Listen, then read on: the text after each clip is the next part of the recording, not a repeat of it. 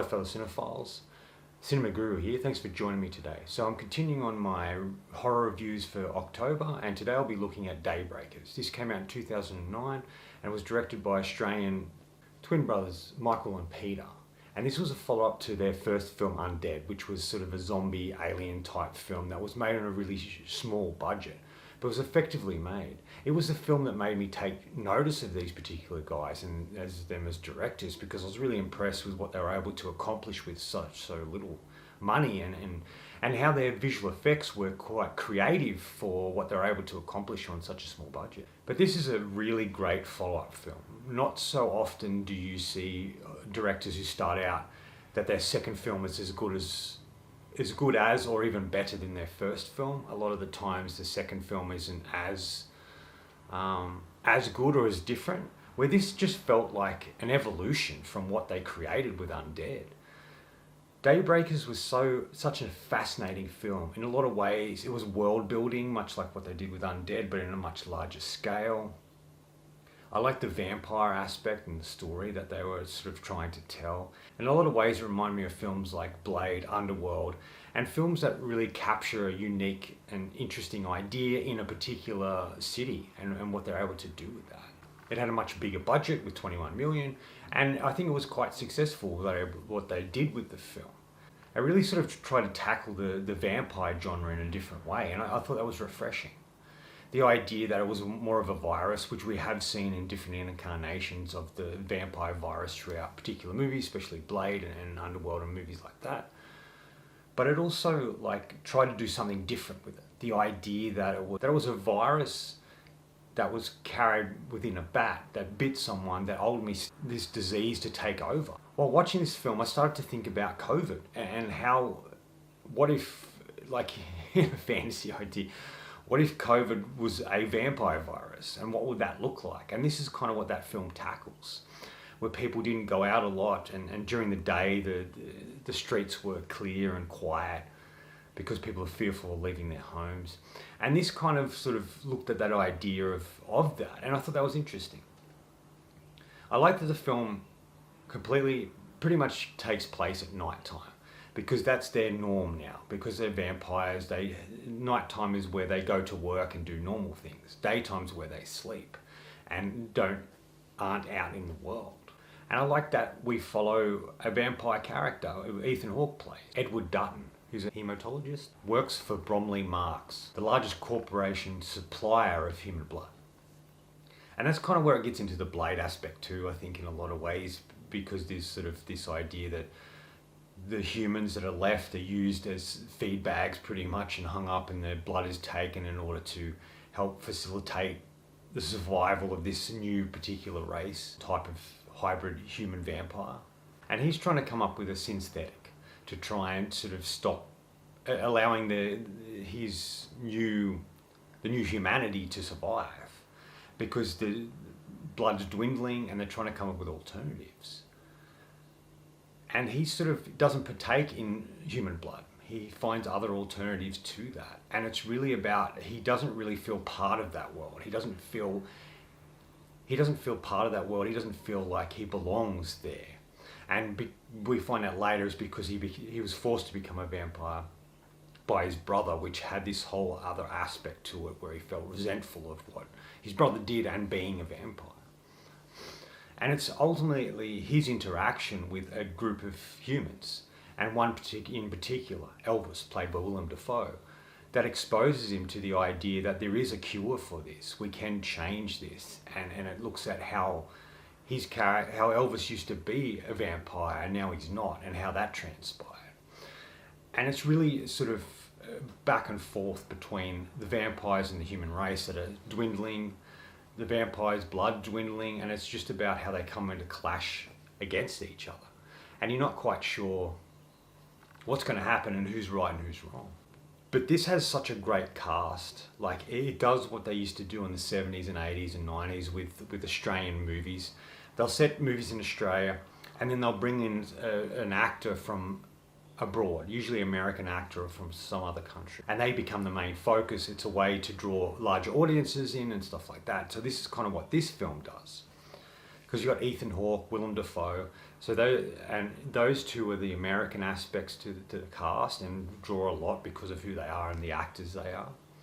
And then you've got a lot of Australian actors in it, like Claudia Carver, Sam Neill. Even though he's New Zealand, we take him in as Australian. Michael Dorman, Isabella Lucas, and a variety of others. And it's very interesting in that regard. It was filmed on the Gold Coast with some aspects. Obviously, the city was shot in Brisbane, and the directors are Brisbane natives. They went to film school there, and that's where they began their career. So there's a lot of aspects that are really great. It's the aesthetic of the film, the black and white, that's kind of bluish grey, the way the city looks at night, the houses that are built. There's a lot of sets that were built, houses and bits and pieces, and what they accomplished was amazing. And Brisbane really lent to that sort of idea of a sort of big city in this sort of new sort of dark world that we're exposed to. And I really liked the idea of the plot, the idea that there was this bat that caused this disease that spread out, people turned into vampires. And whenever, like in the classic vampire sense, whenever they have turned, that's how old they stay for that amount of time. It has a really great opening where it sort of explains what has transpired. And then there's this girl writing a note, and she comes out and she sits on the grass waiting for the sunrise. And then you realise she's a vampire. And she knows she's not going to grow any older, and she hates it, and she only lets herself die with the sun. It's such a powerful moment to begin with, but it also says a lot about the film and the characters within that film. Is that the idea of, like, a lot of them aren't happy that they're vampires. Some are great. A lot of the rich and powerful characters in the film are so happy that they're vampires. Even like Sam Neill's character, who was dying before this but now isn't. Like, there's a reason behind what these characters are doing and why. But it just sort of introduces us to a world. It exposes us to it. It's a real world building. You can tell that the Spierig brothers spent a lot of time developing the story and the world and giving us something that sort of feels refreshing and interesting, and taking a genre that's been done, well, subgenre in a way, vampire films, and do something different with it, and that's exactly what this did. In some ways it feels like it could fit into the underworld world, just because it's sort of looks very similar in its aesthetic and its colouring, but it does stand alone on its own 2 feet with what it's able to accomplish.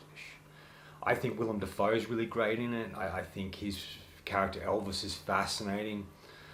Just the way he's dressed, the way he was able to break free of the control of being a vampire, and how they did that was really impressive. Ethan Hawke is really great as the lead. He did talk about how it was the script that really drew him to the film, not the other stuff that the directors were trying to do to get him involved. But he always talked about afterward that he didn't like his performance in this film, and he was able to give what he felt a better performance in their next film, Predestination. Claudia Carver's really great in it too. She's sort of really this great vampire hunter, but a real driving force for the story and the characters, and trying to help humanity survive in whatever way possible. She's kind of cool and badass and has a crossbow, and I love her costumes. She's just really cool in the film, and it's good to see her be able to play a role like this, where most of her career has been more dramatic roles, but this was a role where she was able to step outside of that and do something different. And she had great chemistry with Ethan Hawke and Willem Dafoe as well. Sam Neill plays a really great villain. I really like what he does in it. His motivations make sense, so you don't completely hate him, and you can sort of understand why he's doing what he's doing. And they do something interesting with his character as well, where he's become a vampire and he survived this illness, cancer, but his daughter resents him for becoming this thing, and it sort of drifts them apart, and she's sort of on the human side and he's a vampire, and what he sort of does to her, where he wants to make her a vampire and she won't accept that, and ultimately he's more interested in dying than succumbing to what her father wants. And I think in that aspect Isabella Lucas does a solid job. I'm not a huge fan of her as an actress, but I think she's solid in this particular role. At the essence, the film really is about people trying to get back to the humanity. With the world changing in this story and the effects of that's happening, they are struggling to find or stick to or hang on to their humanity. It's just all sort of getting convoluted and twisted and turned around, and they don't really know who they are anymore. And even some of the vampires, like Ethan Hawke's character, Edward, they want nothing to do with it. They want change, they want positivity, they want things to be better rather than just okay. And with the idea of them running out of blood, that's the biggest push for them to try and come up with some alternative options. What I thought was really cool in regards to the effects and the design of these sort of what the vampires look like, but also this other breed of vampires that sort of feed on vampires, and they get deformed and sick, and they turn more into sort of mindless killing machines than actual people. All that was designed by Weta in New Zealand, and I really loved that. I just really loved the creation of it, what it looked like, how they created these sort of creepy sort of like giant bat vampire creatures. That was really cool. I like what they did with that. And it does a great contrast too in regards to colouring and what it sort of looks like. In this sort of vampire world, like I said, it's dark, it's grey and blues, much colder colours. But then we get into the day stuff, it's much warmer, and there's a good contrast between that. Like, the vampire world's cold-blooded, so that's what it looks like. And the human world is not. It's colourful and much warmer. And I thought that was a really good contrast between the two. What I liked most was the idea that they took something that we've seen before and did something different. Created a whole world and a universe for us to interact with and experience. And they're able to really do something that felt much more refreshing. Even though we had seen similar things before, it still felt refreshing. And to me, it's definitely one of not only their best films, but it's definitely one of the best vampire films, I think. At least top 10. At least top 15, top 10 for me, because I just really love being exposed to things. And exposed to worlds that I'm unfamiliar with. And how everything's sort of in the shadows. I like that, much like Blade, and how he's doing these things in the shadows, and that Blade's mostly dark as well. It has you caring for everybody, the vampires and the humans, the good guys and the bad guys. It's all part of the same. It all sums up humanity in a different form, in a different idea, in a different way, which I really loved.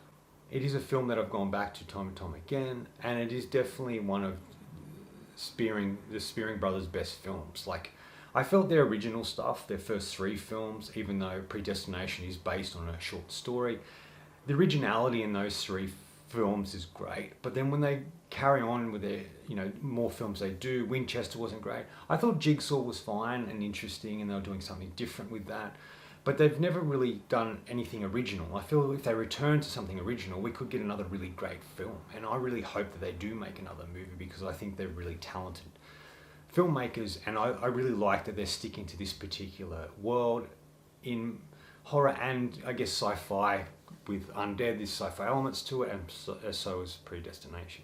It's funny. This is a film I've seen a number of times, but for some reason, something about it really struck me this time. And I was really sucked into it, and I really loved the film in so many aspects. And I didn't not love it before, but there was just something different about it. I've been really fascinated about vampires and Dracula and things like that, so maybe that maybe that worked its way into my particular viewing of it this time, but there's just something really great about it. And it's definitely, like, when I want to watch vampire movies, it's definitely one I look at and rewatch over and over again. I do recommend this film. If you haven't seen it, definitely check it out, and also check out their previous film Undead, which I may do a review on as well upon my rewatching of particular horror films. Anyway, that's it. That's all from me today. Thanks for watching. Hope you enjoyed this video, and if you did, please subscribe down the bottom. Follow me on Letterboxd and Facebook. Otherwise, until next time, enjoy the movies.